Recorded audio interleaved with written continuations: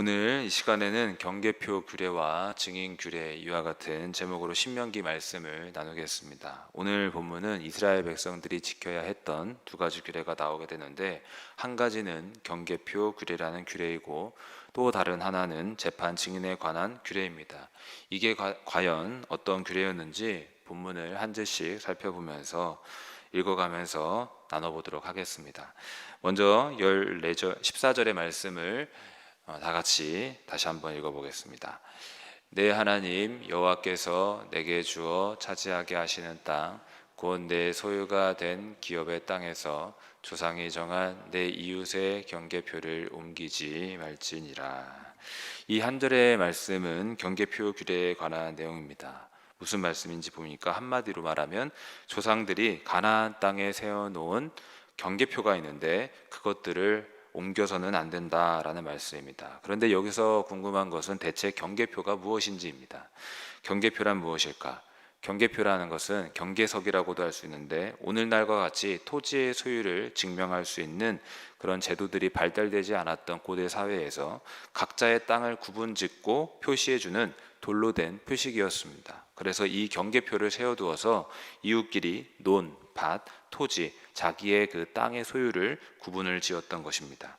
하지만 이 경계표는 고정된 것이 아니었기 때문에 토지에 욕심을 내는 사람이 나쁜 마음을 먹어서 자신의 토지 면적을 넓히기 위해서 경계표를 상대편으로 물러서게 해 자기 쪽의 땅을 넓히는 경우가 있었다라는 것입니다. 그렇지만 그렇게 하는 것은 결코 옳은 일이 아니었습니다. 남의 땅을 탐내기 위해서 경계표를 함부로 움직이는 것, 그것은 거짓으로 남의 재산을 빼앗는 도둑질하는 행위였기 때문입니다. 따라서 하나님께서는 경계표에 그 규례를 주면서 경계표 이동을, 이웃의 경계표를 함부로 움직이면 안 된다라는 것을 말씀하였습니다. 여러분, 우리는 이 경계표 규례를 통해서 깨달은 바 남의 것을 탐내는 마음과 행위를 버려야 될 줄로 믿습니다. 또한 거짓으로 남을 속이는 것이 큰 죄임을 깨달아야 하겠습니다. 이렇게 14절의 말씀은 경계표 규례에 관한 말씀인데, 이어지는 15절의 말씀부터는 재판 증인에 관한 규례입니다. 어떤 말씀인지 15절의 말씀을 또 읽어보겠습니다. 사람의 모든 악에 관하여 또한 모든 죄에 관하여는 한 증인으로만 정할 것이 아니요 두 증인의 입으로나 또는 세 증인의 입으로 그 사건을 확정할 것이며. 증인에 관한 규례인데, 이 말씀은 쉽게 말해서 어떤 말씀인가? 어떤 범죄 혐의를 갖고 있는 사람에 대해서 증인이 한 사람밖에 없다면 유죄로 확정할 수 없다라는 것입니다. 그러면 몇 명의 증인이 있어야 유죄로 확정할 수 있다는 것입니까? 말씀에 기록된 대로 두 사람 또는 세 사람의 증인이 있어야 된다고 말씀합니다. 그러면 왜 한 사람이 아닌 두 사람 또는 세 사람의 증인이 필요했던 것일까? 그 두 사람, 세 사람의 증인이 있어야 유죄를 확정할 수 있었던 것일까? 그 이유는 만일 재판 시 한 사람의 증인만 요구될 경우 한 사람의 말만 듣고 죄 없는 사람이 무고하게 고발당할 수 있기 때문입니다. 예를 들어서 어떤 사람이 단지 내 마음에 들지 않고 또 감정적인 이유로, 밉다라는 이유로 대충 누명을 씌워 고발하면 그걸로도 유죄가 되면 또 억울하게 처벌받는 경우가 생길 수 있기 때문입니다. 이와 같은 상황은 결코 정의로운 사회 모습이 아니기 때문에 재판할 때는 반드시 2인 이상의 일치된 증인이 있어야 유죄로 확정할 수 있었던 것입니다. 자, 그런데 만일 어떤 사람이 증인으로 선다 했을 때 진실을 말하지 않고 거짓말을 할 경우, 즉 위증을 할 경우, 그런 경우는 또 어떻게 해야 했을까? 16절을 또 읽어보겠습니다. 만일 위증하는 자가 있어 어떤 사람이 악을 행하였다고 말하면, 어떤 이가 진실을 말하지 않고 거짓말로 저 사람이 범죄하였습니다 이렇게 거짓 증언하게 될 경우를 예로 들고 있습니다. 이런 상황은 과연 어떻게 해야 할까? 17절에 이어지는 말씀이 있는데 또 17절을 바로 이어 읽어보겠습니다. 그 논쟁하는 쌍방이 같이 하나님 앞에 나아가 그 당시에 제사장과 재판장 앞에 설 것이요. 어떻게 하라고 합니까? 그 논쟁하는 쌍방이, 즉 고발하는 자와 고발당한 자 쌍방이 같이 제사장과 재판장 앞에 나아가라고 합니다. 정말 죄가 있는 건지 아니면 거짓말로 고발하는 건지를 판결하기 위해서 중앙성소의 제사장과 재판장에게 나아가야 했던 것입니다.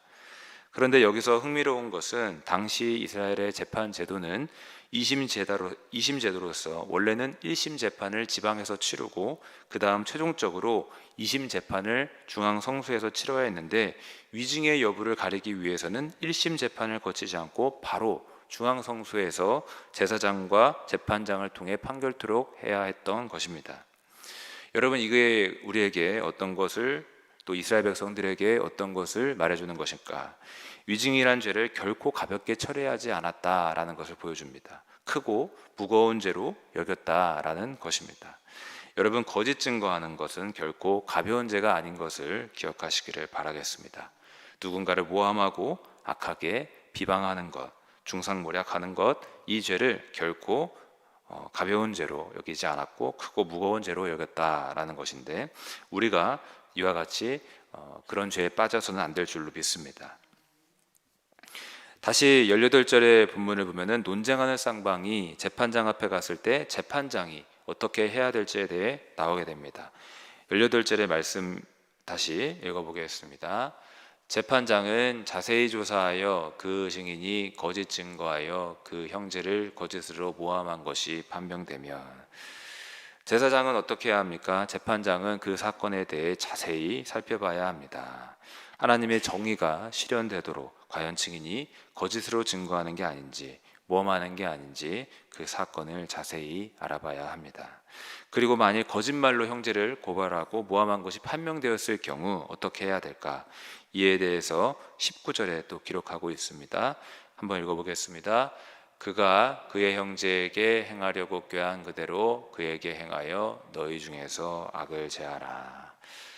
무슨 말씀입니까? 무고하게 거짓말로 형제를 고발한 자에 대해서, 즉 위증자에 대해서는 심판하라고 말씀하고 있습니다.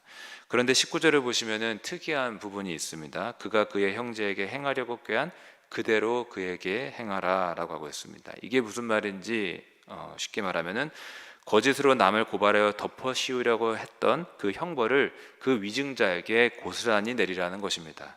거짓말로 증언하여 상대에게 피해를 끼치려고 했던 그 피해를 그대로 동일한 형벌로 주어서 위증자에게 내리라라는 말씀입니다. 예를 들어서 만일 거짓 증언으로 상대방을 죽이려고 했다면 위증자는 상대방 대신 자신이 죽임당하는 형벌을 고스란히 받아야 했다라는 것입니다. 이렇게 함으로써 이스라엘의 위증하는 죄악이 뿌리내리지 못하게 해야 했습니다. 이스라엘 사회에 거짓으로 형제를 모함하는 죄악이 없도록 거룩하고 깨끗한 사회로 만들기 위해 노력해야 했던 것입니다. 20절에 이런 내용이 또 기록되어 있습니다. 20절 읽어보면은 그리하면 그 남은 자들이 듣고 두려워하여 다시는 그런 악을 너희 중에서 행하지 아니하리라. 무슨 말씀입니까? 사람들이 위증자에 대한 앞서 말한 그런 심판을 듣게 되어 두려운 마음을 가져서 그런 악을 똑같이 저지르지 않게 하라는 말씀이겠습니다. 즉 죄에 대한 심판을 깨달아 듣고 알아서 반면교사로 삼아서 나는 저렇게 위증하는 죄를 범하지 말아야지 교훈을 배우고 동일한 악을 범하지 않도록 해야 한다라는 말씀이겠습니다. 그래서 이스라엘 사회를 거룩하게 만들고 그런 악이 이스라엘 사회에 임하지 않도록 뿌리내리지 않도록 막아야 했다는 것입니다. 여러분, 이 시간 우리도 두렵고 떨림으로 설 수 있기를 바라겠습니다. 죄에 대한 분명한 심판이 있음을 깨달아 알 수 있기를 바랍니다. 그래서 거짓 증인으로 서는 것, 모함하여 형제를 억울하게 괴롭히는 것, 이런 모든 죄악을 범하지 않기를 바라겠습니다. 본문의 마지막 절 또 21절을 또 읽어보겠습니다. 내 눈이 긍휼히 여기지 말라. 생명에는 생명으로, 눈에는 눈으로, 이에는 이로, 손에는 손으로, 발에는 발로이니라. 여기 보시면 참 준엄한 표현이 나옵니다. 엄중한 표현이 나옵니다. 내 눈이 긍휼히 여기지 말라. 내 눈이 그를 불쌍히 여기지 말아라 라는 표현인데, 위증한 죄에 대한 확실한 심판의 말씀이 기록된 것입니다. 그리고 이 말씀은 일명 동해보복법이라고 불리는 법으로서 이 법은 생명에는 생명으로, 눈에는 눈으로, 이에는 이로, 손에는 손으로, 또 발에는 발로 심판하라는 것인데, 우리는 또 이 법을 보면서 두 가지를 생각해 볼 수 있습니다. 첫째는 봐주기 심판은 없다라는 것입니다. 눈에는 눈으로 해야지 눈에 손가락, 발가락 이렇게 얕은 심판은 없다라는 것입니다. 철저한 보응과 심판이 있다라는 것을 우리는 생각해 볼 수 있으며 죄에 대한 경각심을 가지게 될 수 있습니다.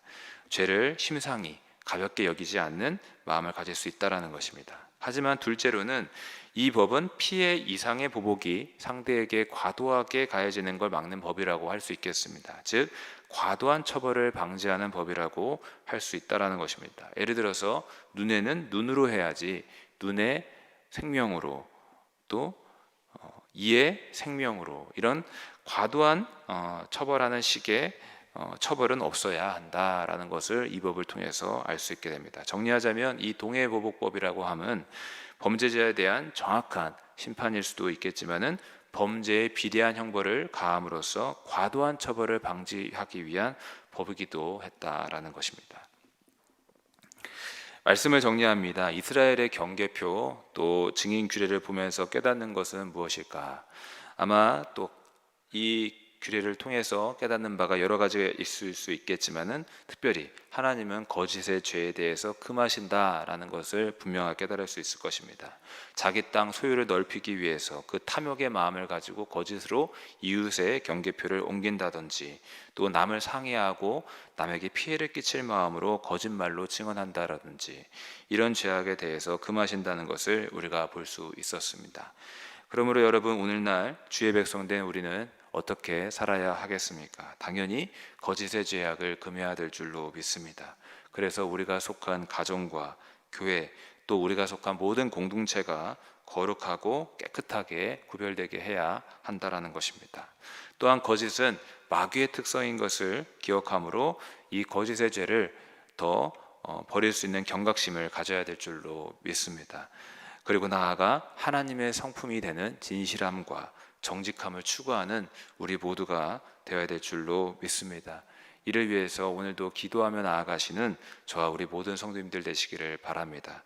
우리 안에 계신 성령께서는 진실의 영이시며 정직의 영으로서 우리 안에서 진실과 정직의 열매가 나타날 수 있도록 오늘도 우리 가운데 행하시고 일하실 줄로 믿습니다.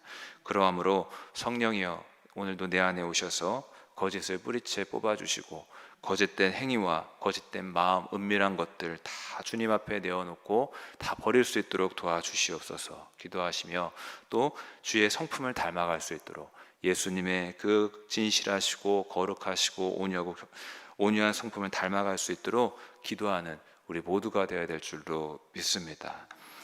기도하겠습니다. 살아계신 하나님, 감사합니다. 오늘도 주님 앞에 우리의 삶을 돌이켜보며 혹 거짓의 죄가 없었는지, 그리고 그 거짓의 죄를 버릴 수 있도록 주여 도와주시옵소서. 하나님의 성품이 되는 그 진실함과 정직함을 추구하며 나아갈 수 있는 우리 모두가 되어질 수 있도록 도와주옵소서. 우리는 연약하오니 연약함을 받아주시고 우리를 정직하고 진실한 길로 인도해 주시옵소서. 감사드리옵고 살아계신 우리 주 예수 그리스도의 이름으로 기도하옵나이다. 아멘.